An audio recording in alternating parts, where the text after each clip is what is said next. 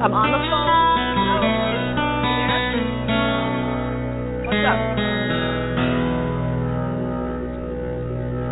Where are you? Where are you?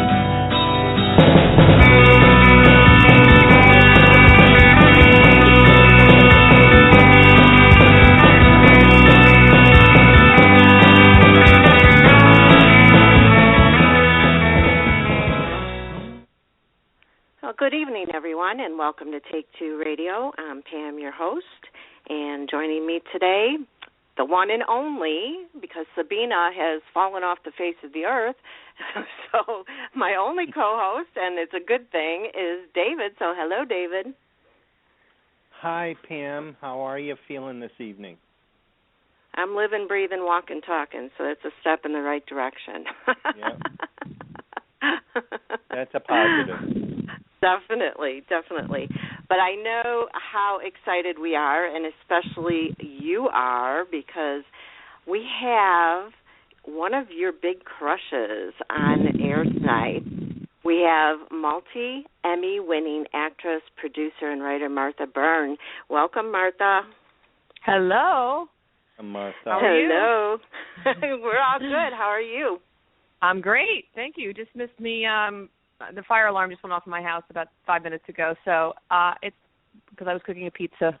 But everything's fine. Crisis averted. Does that happen often?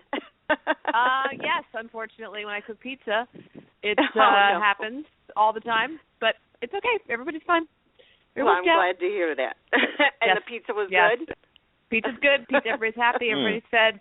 Kids are in the other room, and you never know how that could get crazy. But we'll wing it. Well, you know what? We're all at home, so you never know what's going to happen. A lot of times my dogs will start barking or whatever. My husband and my son know to keep quiet, but the dogs, that's a different story. Oh, yeah, they don't understand. I know. So everything's great. So thank you for having me. You're very welcome, and thanks for joining us. Yes, and I'm sure you heard me say you are one of David's crushes, so he absolutely loves and adores you. He's so excited to be speaking with you, and he says he's met you. Okay, great. When did we meet? We met at As World Turns fan luncheons. Okay. Oh, they were always good events. Yes. Always. Well, first off, I'd like to congratulate you, both of us, of course, on your 3 Emmys. Is it surreal each time you win? Of course. I mean, it's such a I can't believe I'm still doing it. I feel like I've been out of the loop for so long, in daytime, to come back, to the Emmys and win after many, many years of not being a part of the whole process was just, very different. Very different to be there without the As the World Turns, group and my friends and my daytime friends. And I have my Anacostia group, which they're always so supportive. And so it's a very different experience and surprising. Obviously it's one of those things you do in your career that you give back to help other people fulfill their dreams and help them. And then this happens, kind of extremely unexpectedly. So it was really nice. I went with Ken Schreiner, was my date for the night, and he was great. He stayed till the end, a trooper, and we had a great night. It was really nice. I absolutely love Ken Schreiner. Yeah, who doesn't? I just adore him, right? Yeah, he's one of the most loved people in daytime for good reason. He's I don't think I've ever met anybody to say a bad word about him. He's just one of those real people in the business that, what you see is what you get. There's no agenda. There's just his generosity and his kindness, and so he's a great guy, great friend. So glad I got to work with him on As the World Turns, and we became really good friends. From that, and I was very pregnant when I was working with him, and he would go get me turkey burgers and ice cream and whatever I wanted. He would go out and get me food, and he was just such a good guy. So I thought it'd be appropriate to bring him with me because my husband stayed home with the kids in Jersey. I was only gone for like 2 days or something, and I did a quick trip And so it was fun. We had a great time. And again, the Anacostia cast was thrilled to have him at their table because they'd watch him on General Hospital, and it was fun. It was a lot of fun. Definitely. Now, I don't remember quite as well because it's been some time. Did you get to interact with him when you were on General Hospital? Yeah, we played boyfriend and girlfriend for General Hospital. I'm sorry, no, we did not. He was not on General Hospital when I was at that time. On. Yeah. Okay. No, he just visited. He came on a scooter and popped in, but he was not acting on the show at that time, unfortunately. So I didn't have to get to work with him. But Maura gets to work with him now on the show, which is great. It must be a lot of fun. I'm sure they have a blast working together because they're both fun and wonderful to work with, and so she's getting to enjoy some Scotty Baldwin time. Oh, most definitely. I mean, that was one of the best things they could have done with General Hospital when they started to recreate it, is bring back the old, people from that we grew up with and loved. And, they interact with the younger people coming on, and it just meshes very well. Yeah, that's kind of a good formula, and I think it's proven to work successfully. We definitely worked on As World Turns, and I think I watched General Hospital since I was like in second grade, third grade, whatever it was. Like I was one of those shows that I loved. So for me to see Bobby and Scotty and Luke and Laura and all those guys that I grew up with, and I still, it's like Young and the Restless too. I can watch YNR and I'll still turn it on and see Nikki and Victor, and I feel like, oh, good, okay, it's somebody I'm familiar with that I like to watch. Right. And I'm a fan as well. So I feel like that's universal. For you. Yeah, it's great. It's I think it's wise, I think it's a really smart decision to put the vets on as often as possible because it's a guaranteed audience. It's guaranteed people will watch that are have watched, they're guaranteed eyeballs on the show. So so it's a treat, to see Finola Hughes has been back now, significantly, and I kind of watched when Duke came on and those two characters started, and so I'm with you. I'm a fan as well, a viewer. Well, when you played Andrea, what was your favorite part about playing her? Well, I didn't. What happened was I was supposed to have a love interest with Rick Hurst. We were supposed to work together, and he got Bold and the Beautiful and left. So I always knew I was going to die from the beginning. I knew it wasn't going to be a long-term thing. That's why I did it, because it was a commute back and forth to New York and such. So when Rick left, it was kind of like, oh, now what do we do? Now we kind of vamp a little bit till we find out that she's actually the murderer and stuff. But I think working with the actors on the show, they're really welcoming to me, and I kind of when you go on someone else's show, you kind of just you mind your business and you kind of do your thing, but everybody was always so nice to me there, and I really appreciated that. And she was a fun character. I think it's kind of that typical bad girl thing, but we couldn't get much more into it than that because of story purposes. There really wasn't a lot of meat to play with for me. Personally, there wasn't a lot there. So it was more of an experience with the people, like it always is anyway. Most of the time it's just about the work environment, and shooting that carnival was pretty intense, I have to say that. I don't think I've ever seen anything like that on a daytime show that I worked on, when they spent a fortune on this I took the General Hospital parking lot and turned it into a fully functioning carnival with, it was really amazing what they did. I think that was probably the most impressive thing I've seen in my career, and as far as going all out, as far as production wise. Well, we did remote tell you, things. I watched the videos, the YouTube videos of the carnival again just the other day, and I still had the same emotions go through me that I had the day I watched it when it originally aired, when I just got all choked up with seeing all these people flying around, and your favorites are they going to make it, are they not going to make it, and you had a great death scene being hit by that car.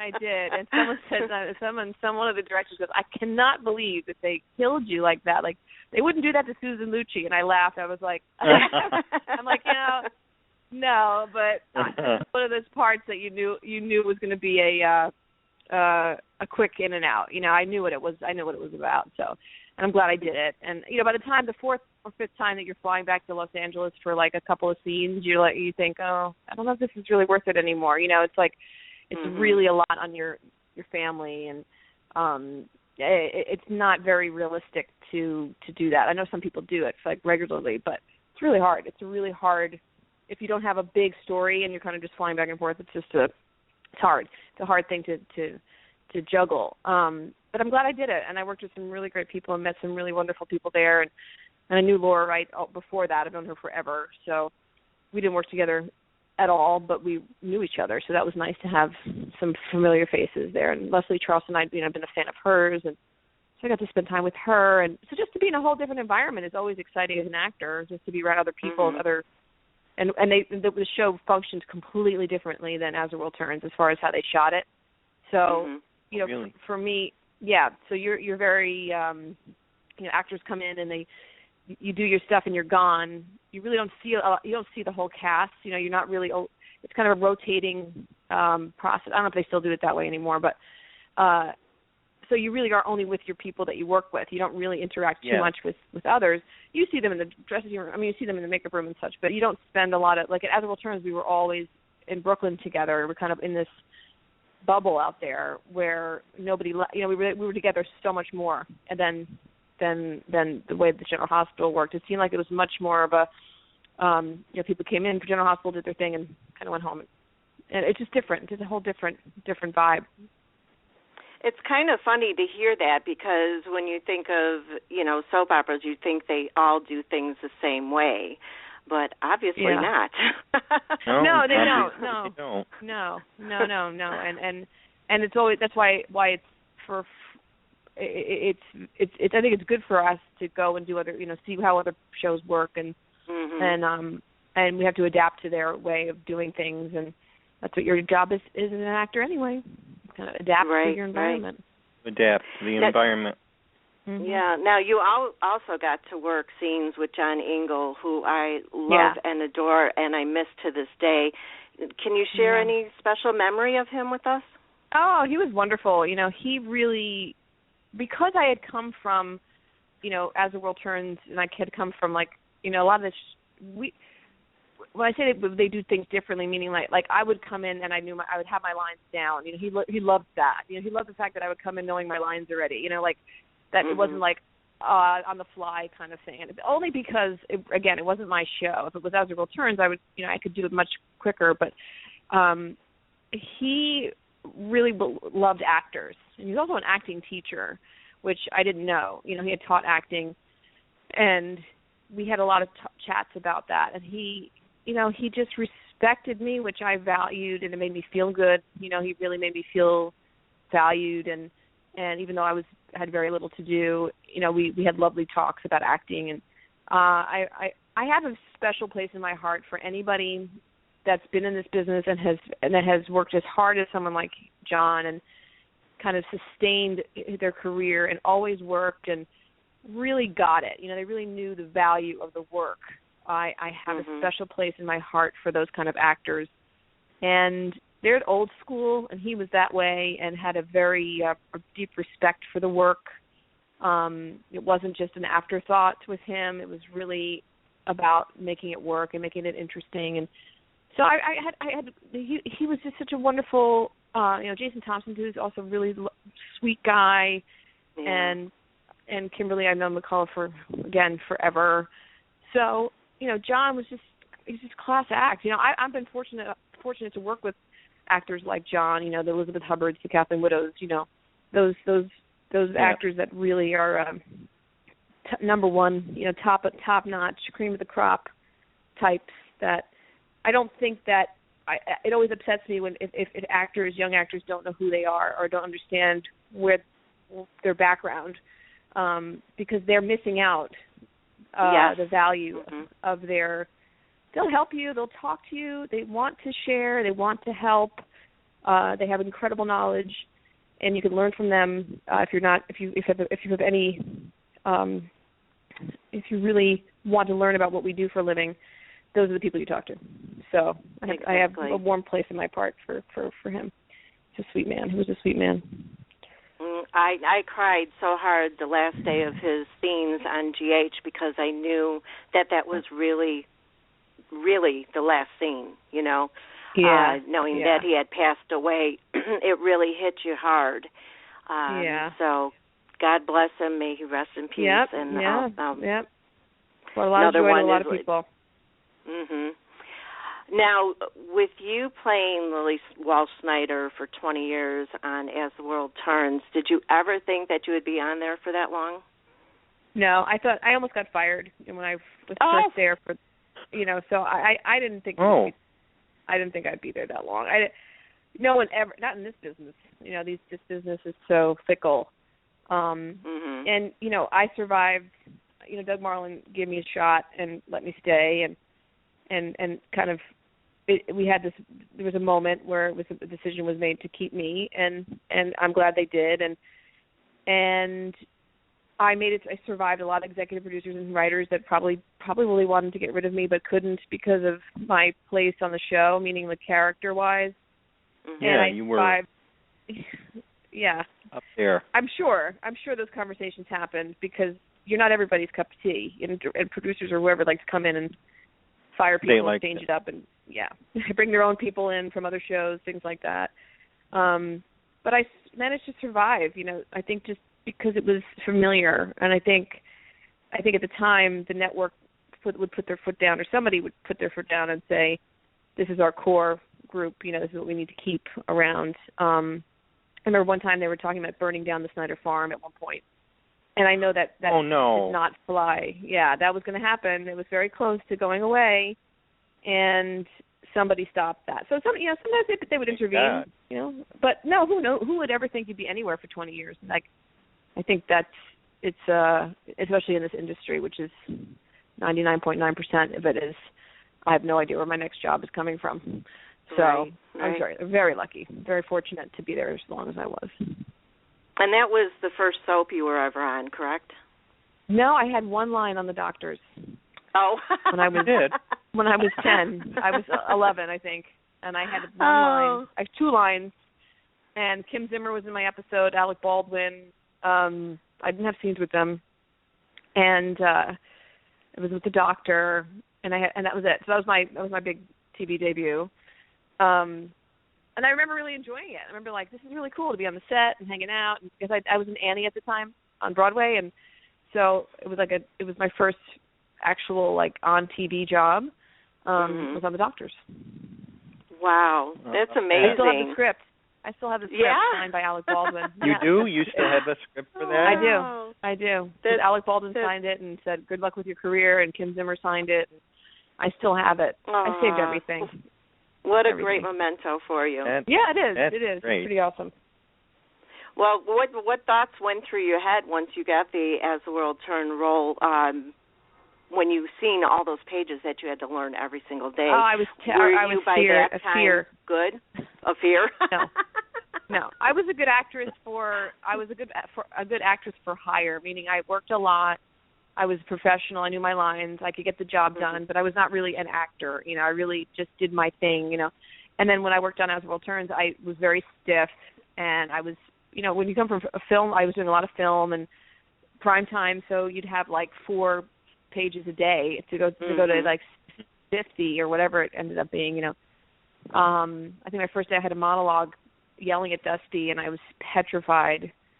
And then Liz Hubbard came into my life and completely turned upside down for the good, because she never said the same line twice, and I had to listen to her, and she wanted interaction, and she wanted me to loosen up, and she forced me to loosen up, and I was terrified, and that was the best thing that ever happened to me. She shook me into made me a real actor, because I had to listen, and she wanted that. She didn't want you to just say your line and go on. She wanted you to interact with her and come up with ideas, and that was the first time I really had anybody want my ideas. Either I was, my acting choices were good enough to get hired for things, but they just wanted me to do that. They weren't interested in discussion, and so that, as far as as a child actor, but yes and no. I mean, I had done things where I was a lead in films as a kid, but I was the star of the film, so it I'd already auditioned and like I knew what I wanted to do. It was already set in stone in a lot of ways. But when you go with soap, every take is different, and it's like live theater, which is great for me, for any actor. They don't do that anymore. They don't really do they don't do that anymore on daytime where they rehearse. They don't rehearse anymore. Right. They just shoot it. So to be an actor, a young actor, to work with Elizabeth Hubbard and Larry Brigman and Lisa Brown, and I mean, wow, what a group to be learning from as a young actor. It was amazing. Marissa Tomei was on the show when I started, and Julianne Moore, and to see them evolve. Julianne was just as good then as she is now. I mean, she probably would disagree with that, but as a watching her work, I was fortunate enough to see the professionalism and how dedicated she was to what she did. Yeah. And she was just as good as she could probably do all those roles then, but she just had to pay her dues. And she did. Yep. Well, I know David has some questions for you, so I'm going to go ahead and let him talk. Okay. Okay. Sure. Okay. Martha, who would you have paired Lily up if there was no Holden? I was fortunate enough to work with so many great guys. I think the one love story that could have happened that never did was Lily and Jack. I think that would have been an interesting pairing, even though I probably couldn't get through a scene with Michael because I laughed so much with him. But I think when, that would have been a natural progression, I think, especially a very Doug Marland kind of storyline that would have been, too. Mm-hmm. I'm sure he would have written that story if he were alive. He would have had that happen. And I love Michael. I think it would be weird to kiss him, but I think story-wise it would have been interesting. I don't know. They dabbled with the idea of Craig for like a second when Hunt Block was there, and it just didn't. It was too fatherly. It? Yeah. Just too fatherly. That relationship was, I think it would have creeped people out. I think it was too, it didn't work. It was an idea for a second, and Hunt was amazing to work with, and again, crazy, fun, playful, all those wonderful things. But I had so many great guys I worked with. I got to work with so many wonderful male actors, and I don't think there's anybody that I didn't, Lily was kind of a welcome wagon. Like, the guys would come in, I'd have scenes with them, and then they'd move on to the next girl, But I don't know. I mean, there were some times when I really liked, the Damien and Lily pairing. I think that was a really beautiful kind of sexy relationship. I liked, looking back now, and Paulo and I, again, it was hard for us to get through scenes together, too, because we would laugh so much. But there was a chemistry there that I thought was really special. I had some really good, I was really lucky. I never didn't get along with somebody that I worked with, male-wise, which is rare in this industry, to not have somebody that you just didn't click with, that just didn't sit right, And I never had that problem. I'm very fortunate, to not have had that issue with anybody that I've ever worked with. There's been issues, but it was never, we always had a mutual. They could be worked out. Yeah, it's like a marriage. There's a certain kind of marriage vibe that you have when you work with somebody that intensely, that you have to find ways to, get through things or work things out or whatever. You just do. You just have to. But I've been, I spent a lot more time laughing than working out issues. So I had a lot of fun with the guys. We had a blast working together. You were awesome together, no matter who. Oh, thank you. Okay. I remember when you gave your acceptance speech at your second Emmys and back in 2001, I remember you gave John Hensley a great nod. Do you remember the line you did? You thanked him for sexual tension. Yeah. Yeah. Because it's really the base of our entire career. I mean, that we never dated in real life. We never had that moment, and I wanted that. I would have dated him in a second if he would have dated me when I was 15, which would have been really wrong. But that kind of carried us through the whole. We always had that that thing. You know, we never dated in real life, and I think that was part of why we lasted as long as we did, because so many actors, they hook up and then they hate each other and then they have to work together.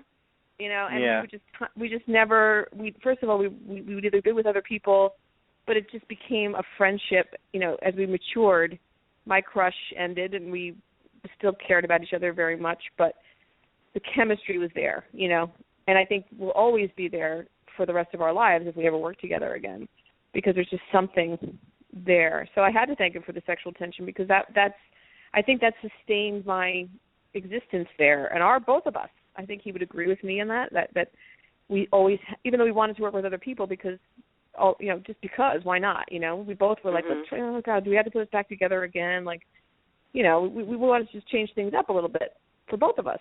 So just to give you a little. We have it. Yeah, listen, we don't want to be boring. You know, we don't want to be the people that you know, that are just hanging around the hospital cafeteria together, you know, sipping tea. We wanted to change it up, and we always did. They always would bring someone else on, usually for me, you know, for the guy, and then he kind of went off with Emily at the beginning, but there's he was, we were each other's partners, you know, we were in a marriage, you know, in a sense, for a long time, and it worked. You know, we had our moments, of course. I'm sure I drove him crazy many times, I'm sure, but that's we had a connection that was undeniable. And it was an awesome one. I swear that you and John were one of the main reasons I hung in there with the show. I mean, it was always believable. It was always believable. Yeah, I would agree with that. Never out of the ordinary. I would agree with that. I feel like, you know, we didn't have to try that hard to people really believed that's who we were. You know, this was a couple, and we had our ups and downs, but we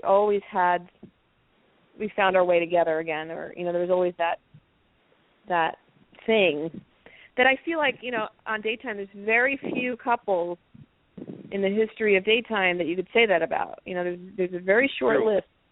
You know, you see your Bo and Hope and Luke and Laura, and then, you know, Nola and on Watch Guiding Light. It wasn't Guiding Light Watcher, but, you know, Lisa Brown's character, Nola, and Quint and Nola, you know, that Quint and Nola. Yeah, and Nikki and Victor, you know, it's like those kind of characters that stand the test of time somehow. It works. It works. Oh, yeah. And I got one. It says the show had a huge fan base from the Netherlands, and I know lots of people over there came to New York for the fan luncheons. But a couple of years back, you and some of the cast went over there. Yeah. For a fan luncheon. How were those experiences with everyone? Oh, that was amazing. I mean, the Dutch fans are incredibly passionate about the show. I mean, I was there twice. We did concerts. We do like, you know, we sold out like 2 days, 4 shows a day, concerts. I think 3, I don't remember now, and the fans were so upset. You know, the show was off the air. It was going off the air when I was there. Right. Second time. I wasn't on the show at the time, but I was invited back, which was very nice of them to have me come back. And it was incredible. You know, it had been a really long time that in the United States that we would go to an event where we'd have 10,000 people. And I've been to those. Like in the 80s, Brian Bloom and I and John, myself, you know, Daytime people would go and we'd have 10,000 people at a mall or a concert, you know, but those days are over. They had been over for a really long time. So to go to the Netherlands and not be able to walk the streets because people recognized you was really intense and incredible and powerful, and very passionate people about the show, and very unhappy that it's gone. Let me tell you, still to this day. I just did Holland's Next Top Model. I was on that show. We did a crossover with Bold and the Beautiful. I brought the Bold and the Beautiful. You know, I put the 2 shows together, and I was on the show, and it's still as popular as it was. People still want it back over there too. So it was. Oh yeah. It's really, they're really wonderful fans. All the fans are great, but to be in an environment like that where people are screaming and kind of grabbing you and really crying, a lot of crying, and like that kind of emotion attached to you, is intense, and you feel like you've done something that's reached to these people, and that's what your job is to do, is to reach the fans, have them feel something, and clearly that was the case, which was really. I want to go back so badly. I really want to go back, and I was potentially going to be on a show, a soap there, just for a short, thing, and it didn't work out. And I was like, that's kind of a bummer because I would love to go back there for some reason and do something. Maybe I will. Maybe I will again. You never know. You never know. Never say never, as they say, right? Never say never. Right. Well, I had put a page on my website where I put replies from soap fans about which soap was or is their favorite and why. Mm-hmm. And there's a list of 27 soaps. I was astounded when I had gone on to Wikipedia to find out how many soaps had actually aired from the day of soap operas and to this day. And I'll tell you what, As the World Turns and One Life to Live are the strong favorites. Wow. Isn't that interesting? Mm-hmm. I think they're missed. I think they're missed more now than when they first went off the air. It's interesting. I mean, look, the generation of now, they don't watch. They don't know who I am. The young, but I still meet fans every day. I go to the bank and my lady at the bank, and why did they take it off?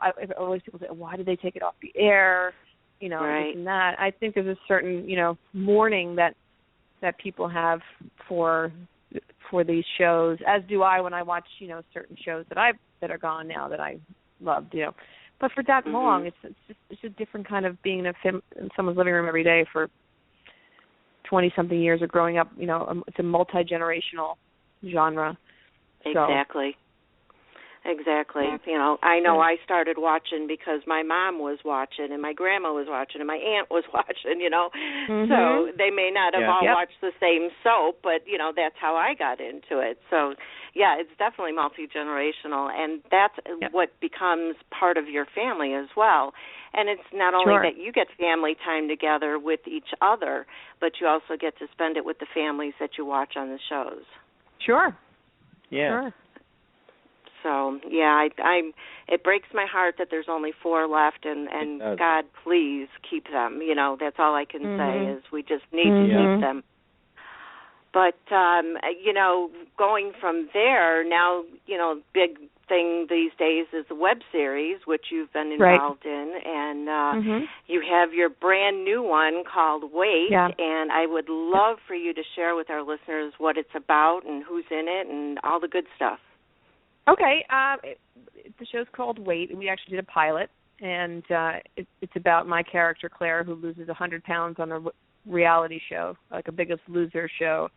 And it starts from when she's revealing to her family that she's lost all this weight. So the family's reaction, you can watch it at waittheseries.com, the pilot. And it came about through, I had done a show called Gotham before Gotham was on, a soap, web soap, back in 2009, I think it was. And I met Darren Strauss at the Writers Guild, who's the creator of Wait. And Darren had watched As the World Turns, so we kind of hit up a conversation. And through the years, kind of kept crossing paths. And she sent me the script for Wait after she came to the Indie Soap Awards, which I hosted.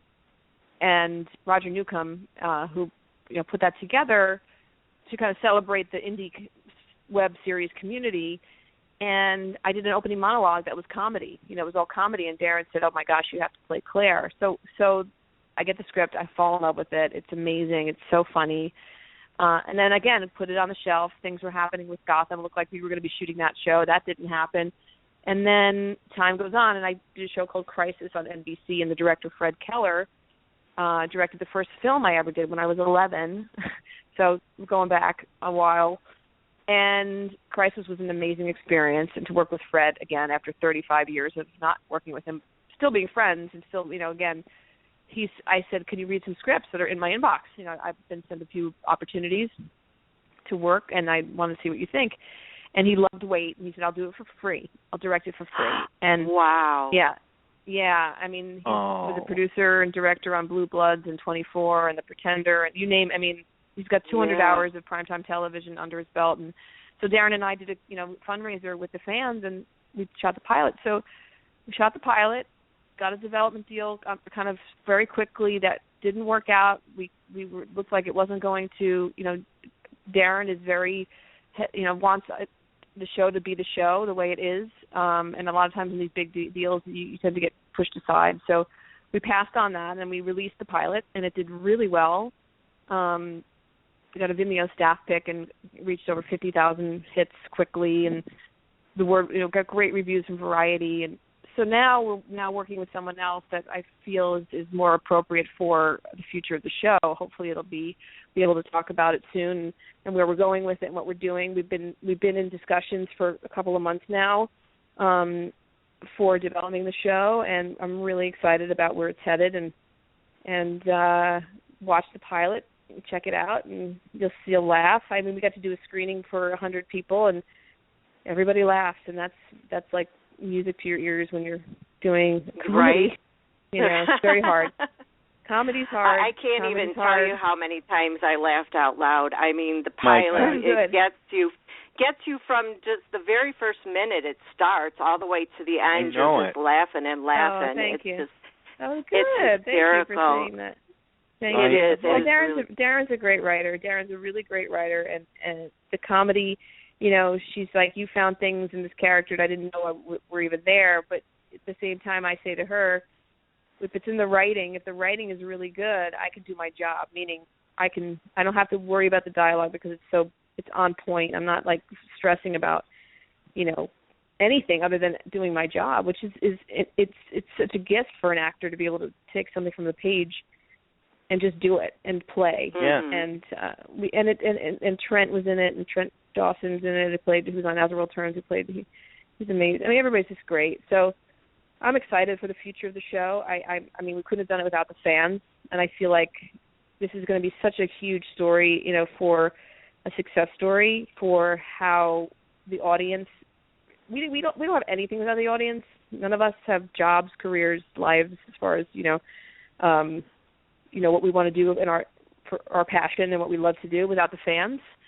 So God bless them. I mean, we wouldn't have been able to shoot this pilot without the fans, and it's just I'm so grateful. And I really like to include the fans in everything that I do because I have so much because of their support.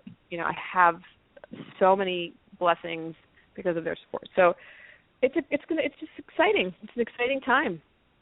Thrilled. Now, you said it's kind of like, The Biggest Loser, and I'm wondering, did you or anybody do any research? Because the one part that was really funny to me was when the kids are looking at their mom and they're like, that's not my mom, and the poor little girl cry. Well, I happen to have some very good inside sources to these things, and after we shot this, I heard a story from someone who worked on one of those weight loss reality shows and said that they've had kids cry, run away, hide. Oh my gosh! Because they don't like the way they look. Yeah, they're scared. The husbands don't like the way the wives look. They get very insecure about the wives being thin, or husbands that look good now. And there's a whole backstory to these kind of shows that we've not seen yet. And to tell it through humor and real humor, not not.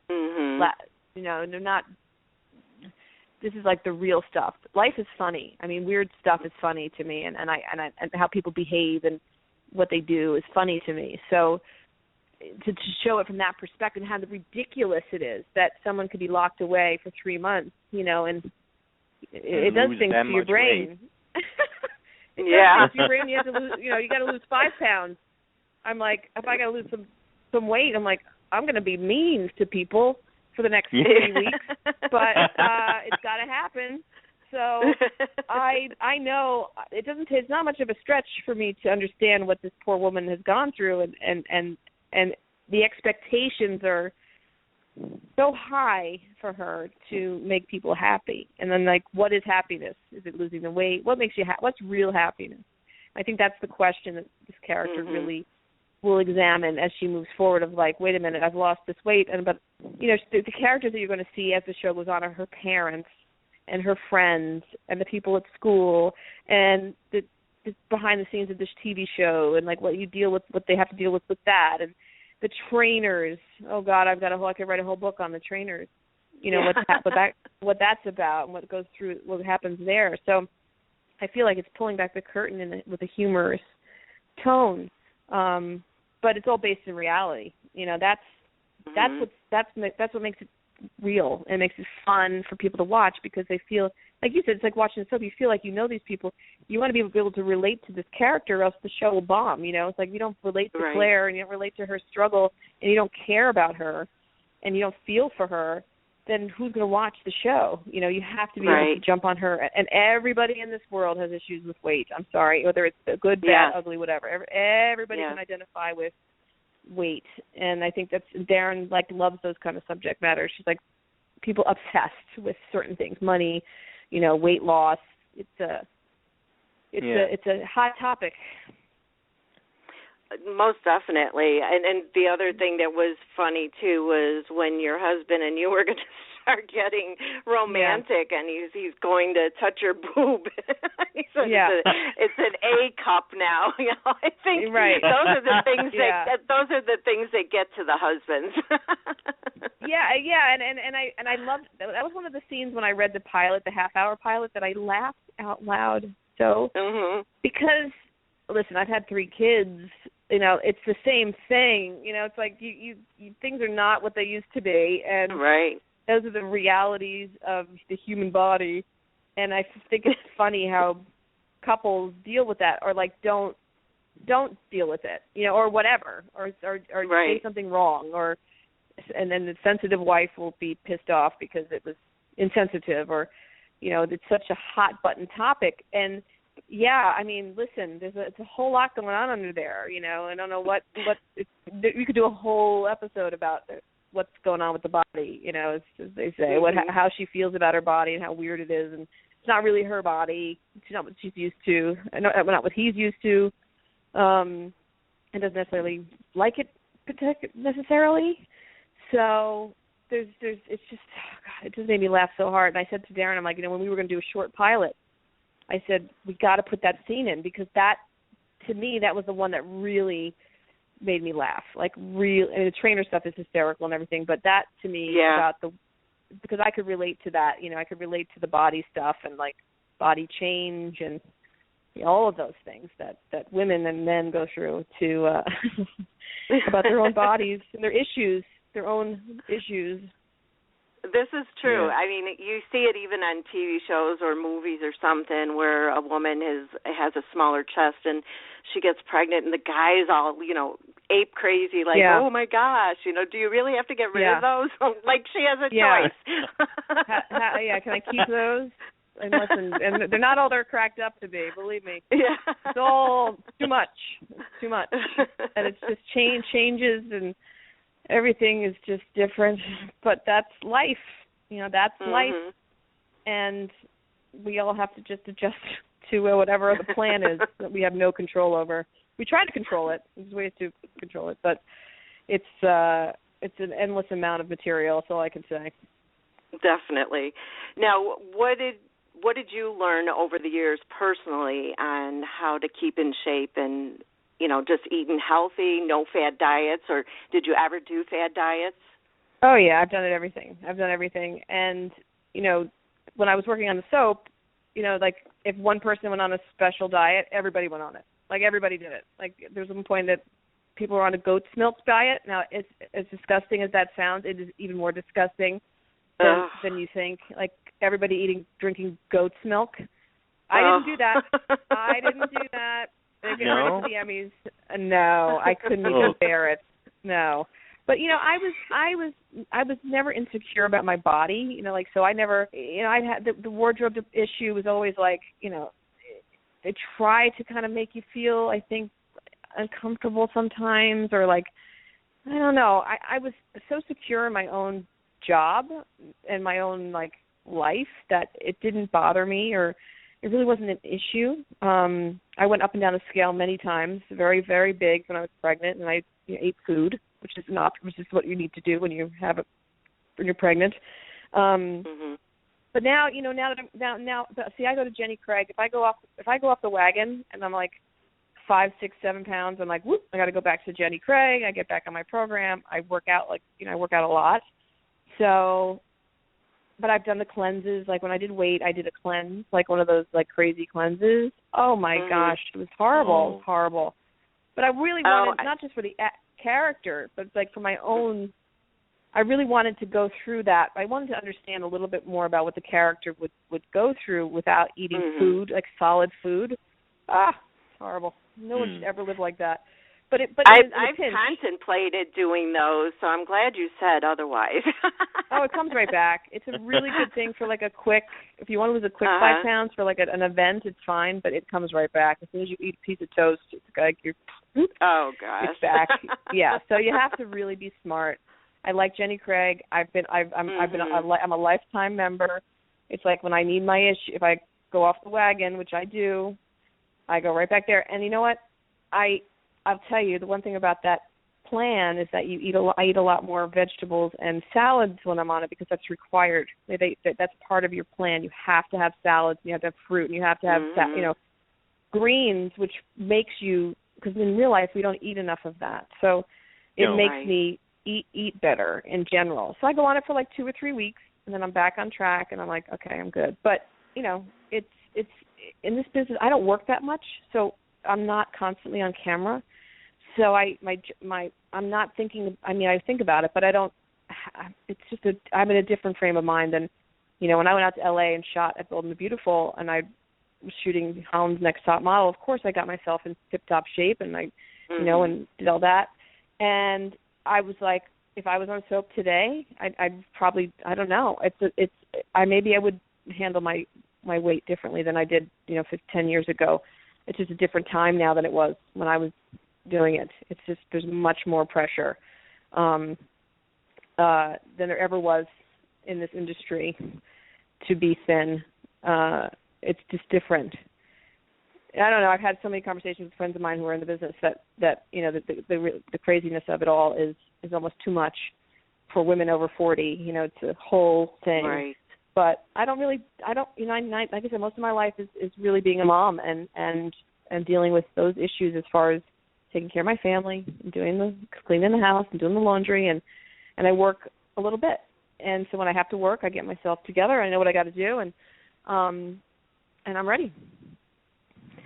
And you know what? You should also be a spokeswoman for Jenny Craig. I actually did that diet as well many years back, and it was the best one I ever did.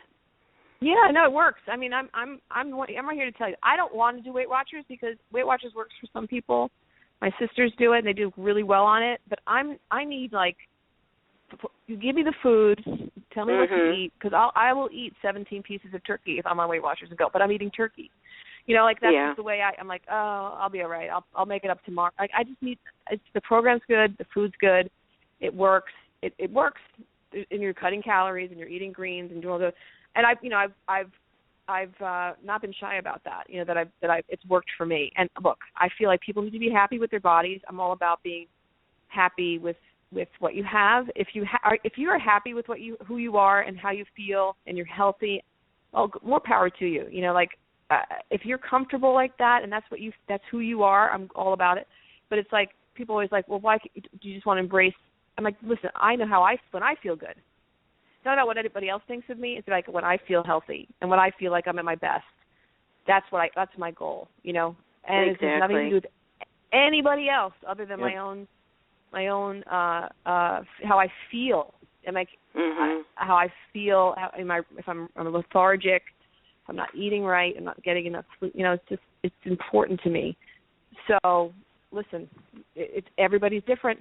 Every individual is different, but you got to take care of yourself. If you want to live a long life, and I got kids, I got to, I need a lot of energy for these kids. My daughter just putting a note under the table. my daughter just slipped me a note under my door. Hold on, let me see what she said. I can't. Okay. Anyway, go ahead. You can ask me. Go ahead. Oh. I was going to say, as far as the kids are concerned, I mean, one of your daughters is Maura West's daughter. Did she audition for that, or did you bring her in, or who brought her in? She auditioned? She auditioned. She auditioned for Fred, the director. Yep, and he taped her, and she was great. And then Peyton List, Peyton Ella. Peyton List is the other actress. Peyton Ella, who played my other daughter. We had auditions online, and the girl that our favorite actress, Peyton Ella, happened to be my friend Tara Kennedy's daughter, who I was in Annie with, Tara, and Peyton was on in Sound of Music with Michael Park on the live show. Oh, I mean, come on, this is so crazy, such a small world. And Maura West's son was in the Sound of Music live with Peyton and Michael Park as well. So I'm like, this is all connected. We're all connected. You guys were all meant to do this project together. That's all. Yeah, absolutely. Yep. 100%. Isn't that funny? Well, I know that you have to get back to your family, but we do have one caller. Would you mind taking one call? Oh, good. Of course, I would love to. Okay, thank you. Let's hope that give me 1 second, caller. Hang on. Technology. Yeah, you click on it to pick up the call, and it just spins around. And that just drives me insane when it does that. David, are you in the studio? No, I'm not in the studio. I can't. Oh. Well, caller, bear with us. Let's see. Now maybe it'll work. There we go. Area code 504. You're live on the air. Hello? Okay. Well, maybe it's... I heard a little something, but I can make it out. Not meant to be. I hear feedback. Somebody's there. That's all right. Yeah. 504, can you hear us? No. They might have a bad connection or something. I'm sorry about that. That's okay. Yeah. That's all right. Well, do you have any upcoming projects that you can talk about? Well, we just shot Anacostia with Elizabeth Hubbard. I just directed that for this. That's going to start airing in December, and that was amazing to actually write for Elizabeth Hubbard and direct her and work with her again was amazing. And I have a few things that are percolating right now. I'm really excited about what's going on with weight, and hopefully that will be my next step on the set will be on weight, and sooner rather than later. And there's always things going on, and I'm trying to think if there's anything else that is. I'm always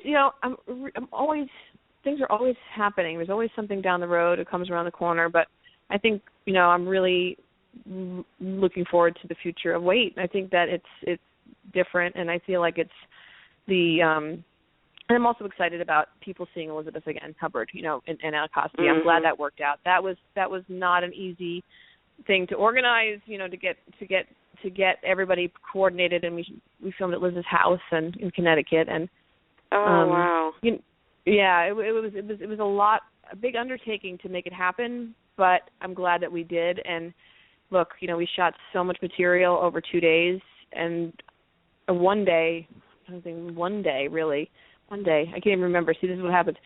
And it was, I'm really hoping people like it because we worked really hard, and I know the fans miss her, and she's amazing, and I'm excited about that. I feel like she's one of the great ones, and people need to remember her and see her work. And they do. I'd love for Brad Bell or someone, on Warren Art, or hire her for like a little arc. I think that she would be great to do that. And so maybe this will, maybe people will watch it, and that will happen. I think she's a star, man. She has got it. She's still got it, and then some. Did she go into like a partial retirement? Is that why it was difficult to bring her back in? Oh no, I think she's been out of. She hadn't worked on since the soap. As far as more so by life choice. I think she moved out of the city and kind of she's like, she said actors are like generals, you never retire. We always want to work. You're always thinking, and I really was not happy that she was not working. I felt like she needed to be working. And I know that it's hard. It's hard for me, at my age to get work. And I feel like it was just she didn't really understand. First of all, she's like, what is this internet thing? I don't understand. Like, she's not, just because she doesn't watch shows on the internet. Like, she's not. Mm-hmm. She's not.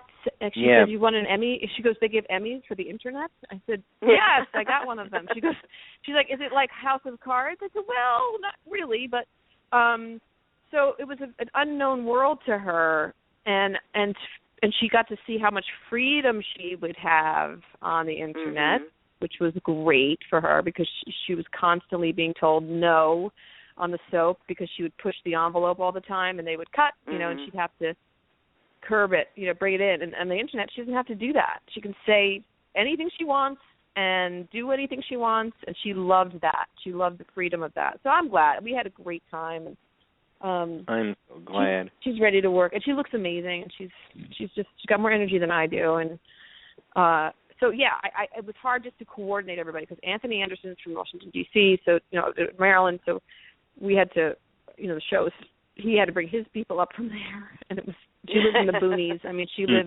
lives literally in the boonies in Connecticut, and there's no lights, and it's just crazy. But it was great. It was a lot of fun. I'm looking forward to the fans seeing that. Most definitely, and that'll be out soon, or probably next year. December. In December. Okay. December. Okay, great. And I'll get that information out. I'll let you go, and I'll get the information out to them and where they can find Wait. And I did put the Wait pilot on my website, too, so they can, get it over there. You're welcome. And we want to thank you so much for joining us today. It was a lot of fun walking down memory lane and finding out about the new things that are going on. You're very welcome. Thank you so much for having me. You have a lovely evening. It's been a pleasure, Martha. My pleasure, too. Have a great night. I'm going to go put my babies to bed. You too. All right, take care. Thank you.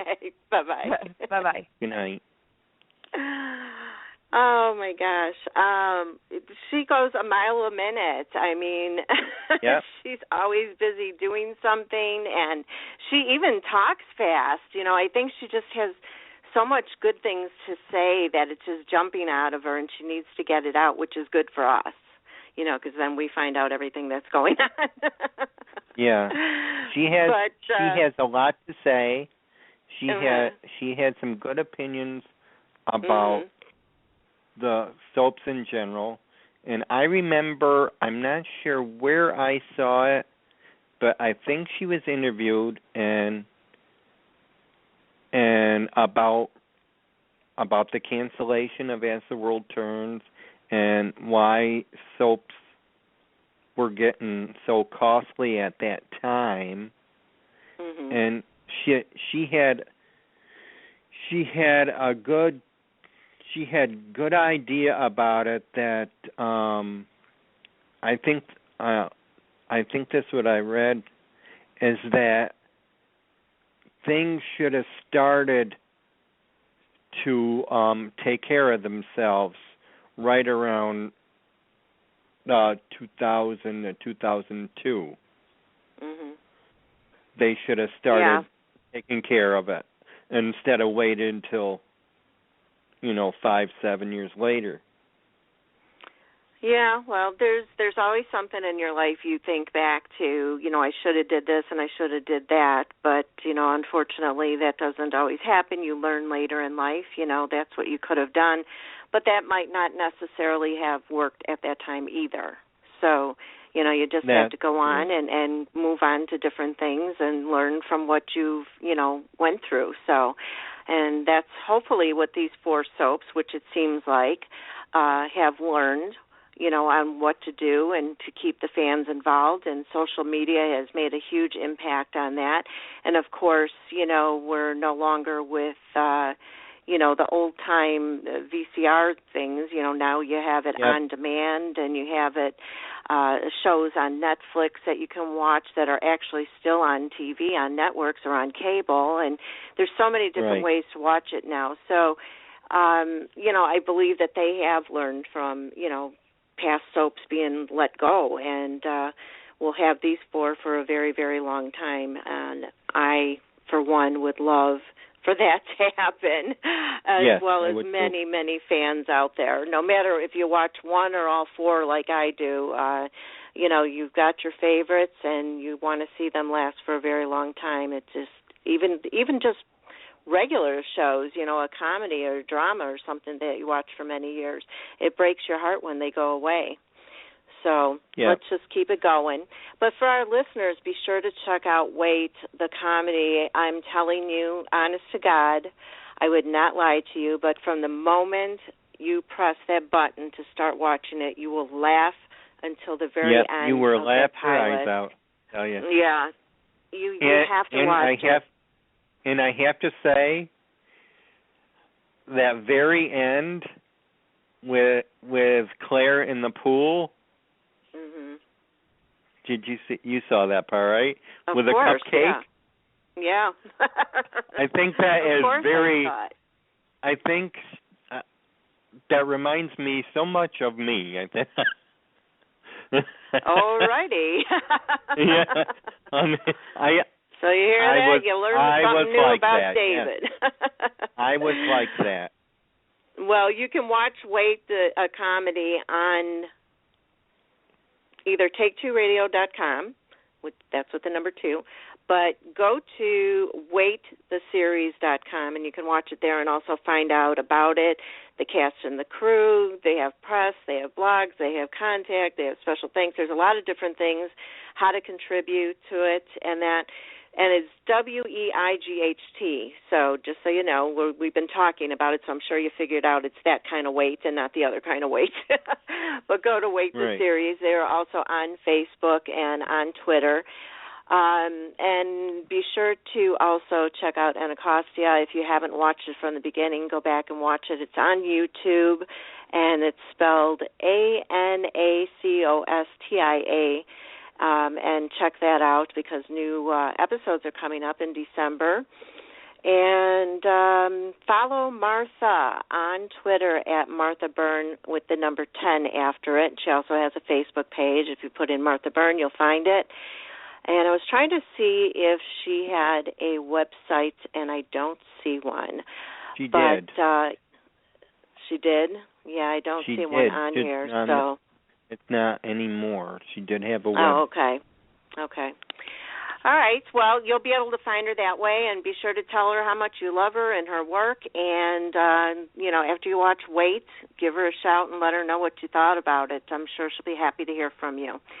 So take care, everybody. Thanks for joining us today. I hope you enjoyed our little chat with Martha, and we'll be back again soon.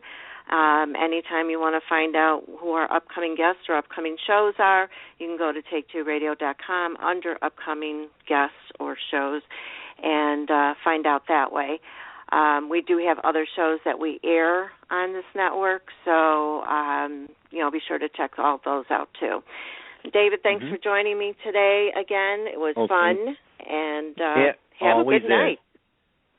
You too. Stay warm. Stay warm, everybody, and dry. Right? Take care, everybody. Have a good night. Thanks again. Good night, all. Get connected with Take Two Radio on Facebook or Twitter at Take Two Radio. For email updates on future shows, follow at Blog Talk Radio. For previous episodes, upcoming guests, and more, visit take2radio.com.